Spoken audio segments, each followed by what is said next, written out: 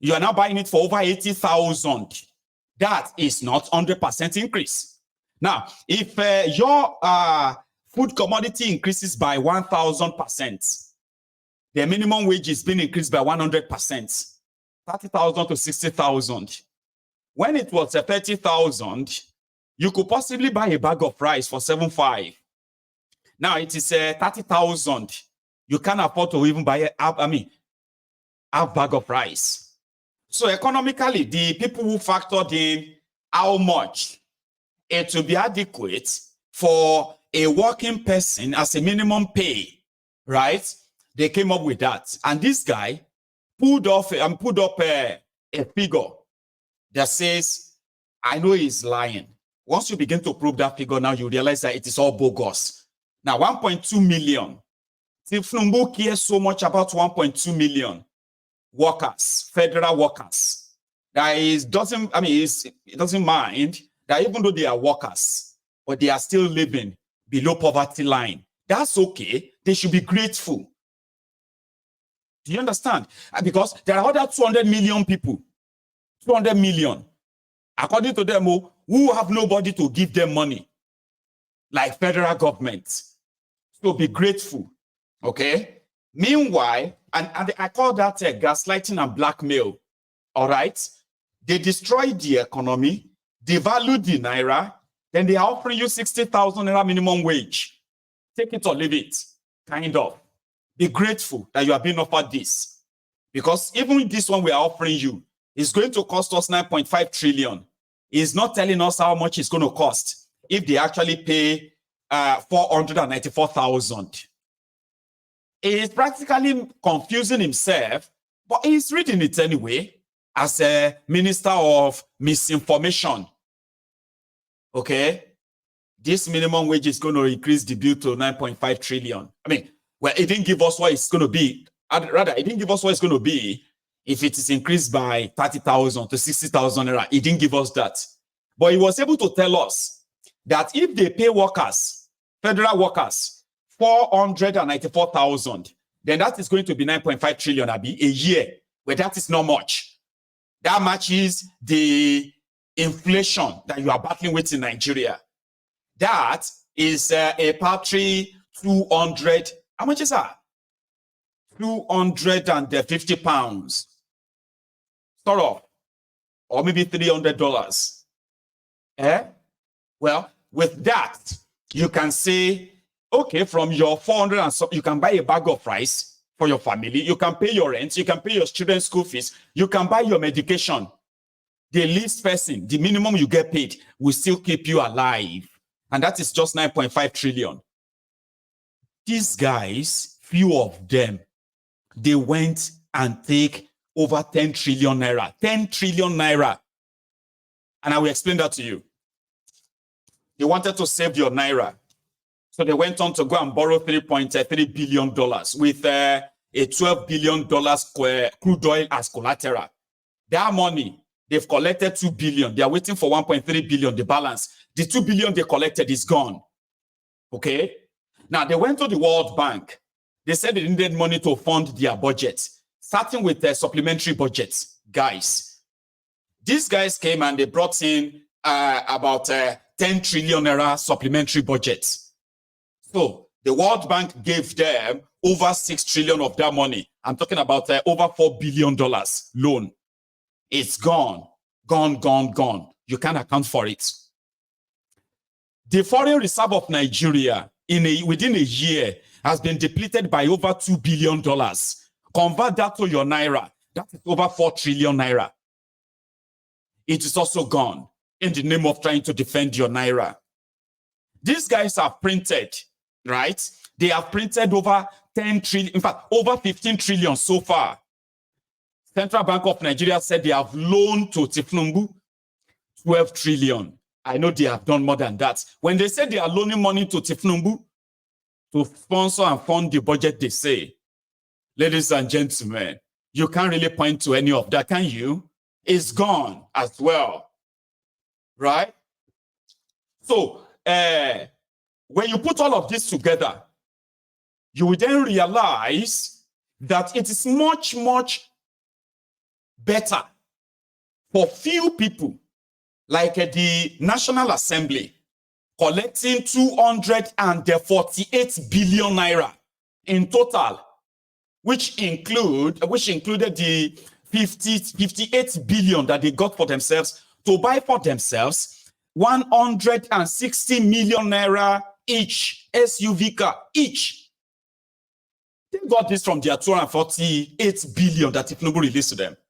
The judiciary, under in this same period, they have collected over 150 billion from Tinubu. Few people. And as for the presidency, as well as a shitty man, as well as a Tinubu's wife, as well as those who are around him, pushing him around, looking for investor, these guys alone, they have depleted over 5 trillion naira among themselves. Put it in dollars. That's over $2 billion. All gone. And there is absolute nothing to show for it. But when it comes to giving 1.2 million people, 1.2 million people, 9.5 trillion naira a year, it is impossible. So, if we should do it, 200 million people will suffer. If we should do it, there will be job losses. People will have to lose their jobs. Do you want people to lose their job? Do you want us to increase the minimum wage that much and people will lose their job? If people lose their job, it's your fault. Oh. It is not the fault of the criminals who are comfortable in spending over 10 trillion that they cannot account for in a year, and they will spend more. I mean, Showore said it many times that when they claim to remove subsidy, it is to deceive you, so as for them to possibly further steal from you. He is right. Their lives, everything about them is subsidized. From Tinubu to his wife to his children, they are living off you. To your governors, to your senators, to your reps, the rest of them, they are living off you. Bunch of scavengers. These are subsidized people. We call them Omo Joba. Then they squeeze everything from you to make themselves feel better.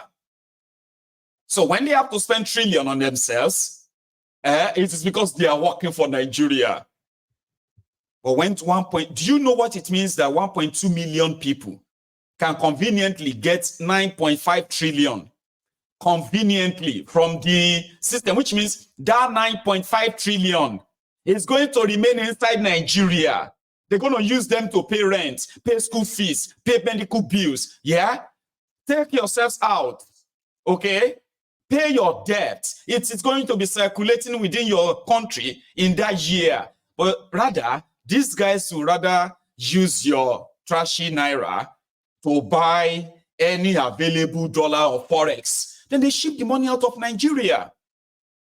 When they loot money in Nigeria, they take it out of the system.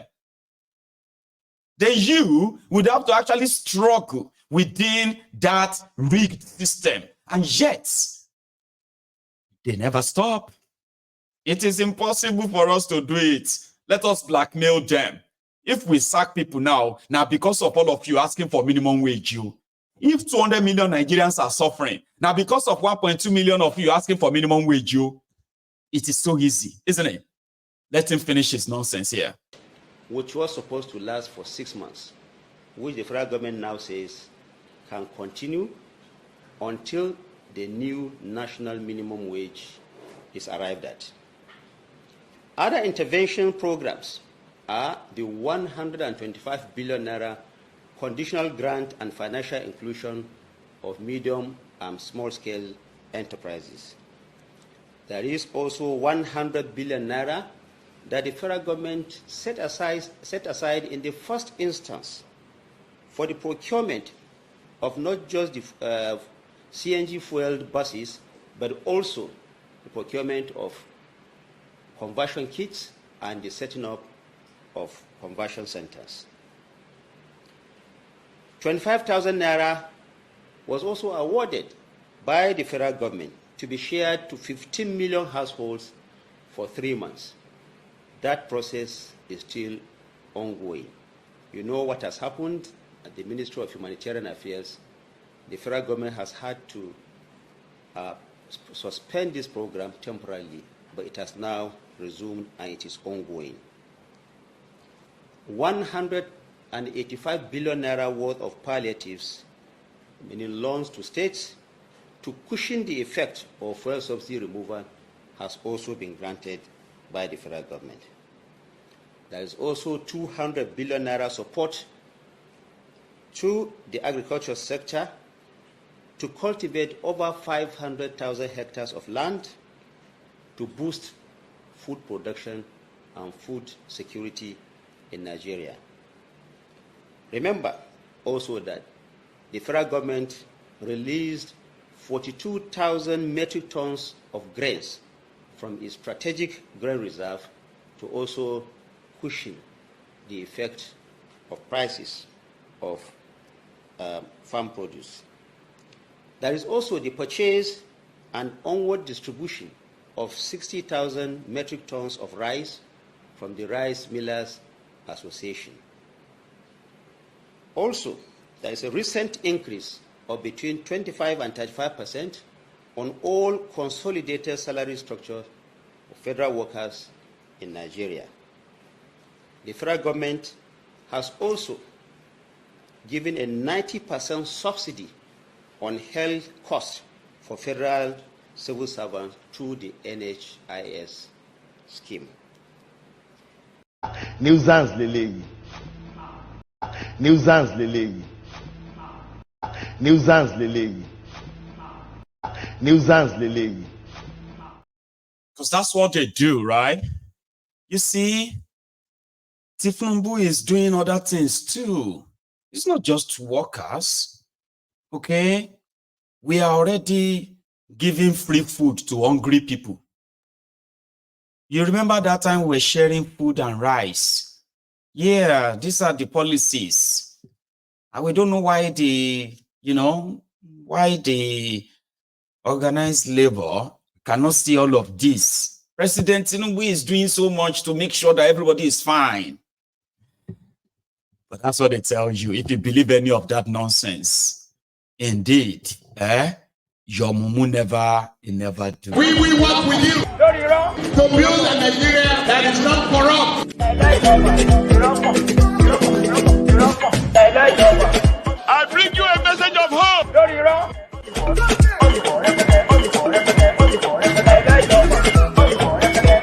We are going to spend a lot of resources on education. Iro. So this evening, the TUC guys, the NLC guys, they were now meeting with Akpabiole and Abbas. Now, Akpabiole, as usual, want to throw his weight around, okay, by promising what he has no single sort of a control over. But the effort is actually to convince the labor. Don't go on strike. It's a waste of time. If you go on strike as many times as you want, it's never going to change anything. You are never going to get that. So take what you have been offered and pray that anybody also kind of like, yeah, look at them. This is their meeting earlier when they were all arriving. This way, sir. All right, where? Just show them.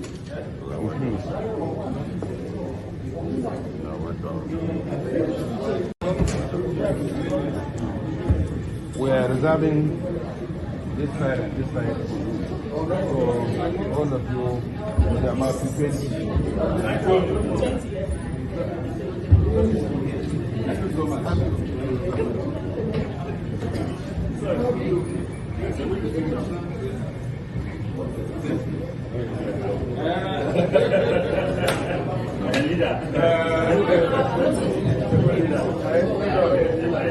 Good afternoon, distinguished ladies and gentlemen.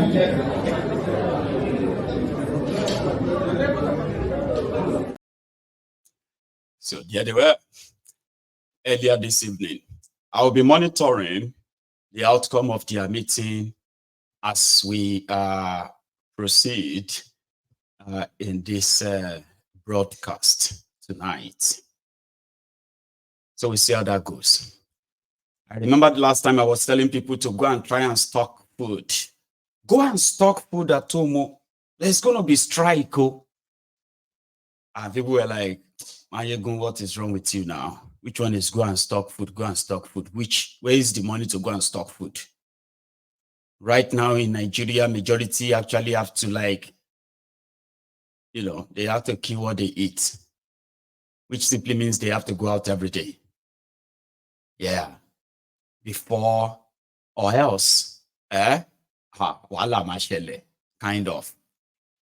So if you now tell people that they need to go and get ready and stay at home, you need to go and there's going to be strikes, you need to buy food because we don't know how long it's going to be and all of that. And then the people are like, which one is go and buy food? So I will let you know whatever happens if we get to hear their news this evening. Now, we are going to go to Aba in Abia. And this might kind of get some of you emotional, right? But it's also going to help you to understand what is going on in Eastern Nigeria. 2-3 days ago, I believe, or 3 days ago, we saw on camera the assassination style, like an execution style of some soldiers, 5 soldiers in total, after all, were killed in Abia State. And that kind of triggered a lot of reactions. So the first set of people to react were the IPOB. So they made a statement and said, no, we have nothing to do with it. Then those who are on the part of Nigeria, I mean those who have always been the willing tool in the hand of the propagandist Nigeria, they never wanted to take them serious, especially their media in Nigeria. Shut up your mouth, you coward. You will do something and you will deny it. This or that. While that was going on, so many of us were worried, knowing that sometimes when things like this happen, there is something more that is going to happen after that. It is just, it is not an end in itself. It is always a means to an end. And few times we've been proved, or many times we've been proved right. But usually people will react. 5 soldiers. Why would the IPOB go and kill 5 soldiers? Well, they could have many reasons to want to do that. Then when they come out and say, no, we didn't. No, we didn't. Then the media in Nigeria would rather say, no, you did. While we have another splinter group that all of you know very well, who are willing, and that's why I'm going to tell you this story before we go back to what happened in Aba. You see, me, if I have to write a book about IPOB, Nnamdi Kanu, and so many other characters that I have kind of come across in the last 10 years, that I have been actually part and parcel of those who speaks on the injustice meted on the Igbos and then justifies the advocacy of the IPOB led by Mazi Nnamdi Kanu. People like us who have seen them for a very long time, seen them gone through so many, so many persecution, tribulation, and the rest. I can write a book, and I promise you what I'm going to write is going to be 100% accurate if you are going to listen without your already compromised prejudices. Listen, in what do you call it? I think before the kidnapping of Mazi Nnamdi Kanu from Kenya, and the kidnapping of Mazi Nnamdi Kanu and his illegal rendition to Nigeria actually broke or created a very big gap on the wall. Some tried to kind of manage it. Then it got out of hand. Then out of all of that, I mean, during the entire whole confusion and then accusation and counter-accusation and the rest of that, then something happened. So when Mazi Nnamdi Kanu was kidnapped, he gave a directive, and he said, before then, right, he has already met with Simon Ekpa, okay, and pretty much like he endorsed all of his sort of advocacy too, his support for the advancement of the IPOB and the realization of Biafra. They call it Biafra restoration. Simon was never part of the IPOB from the start. However, eventually got what you can say, the attention, as well as the endorsement of Kanu, which somehow didn't go down well with some members of the supposed IPOB.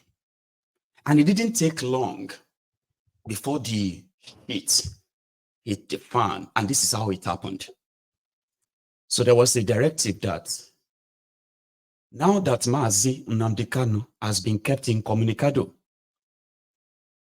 the next person who sort of have that kind of huge following, right, was Simon.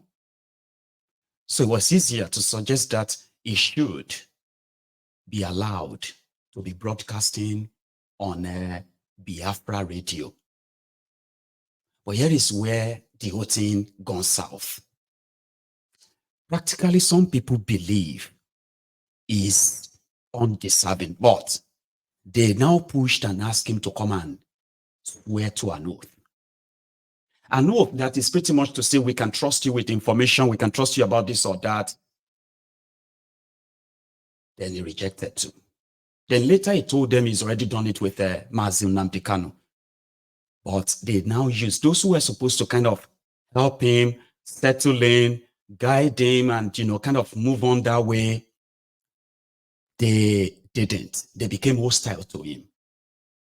And in fighting back, he believed he became a target, their target.